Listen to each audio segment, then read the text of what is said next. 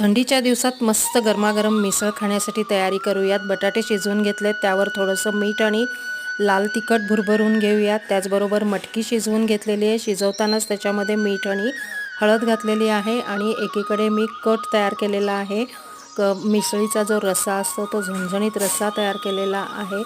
आपण ताजं अगदी कुरकुरीत असलेलं फरसाण घेतलेलं आहे। फरसाण आता आपण सगळं मिक्स करूयात। हा जो कट आहे, हा जो रस्सा आहे तो मी एका बाउलमध्ये काढून घेते। त्याचबरोबर आधी आपण प्लेटमध्ये बटाटे काढून घेऊयात। हा जो रस्सा आहे हा कट सकट असा काढून घ्यायचा आहे।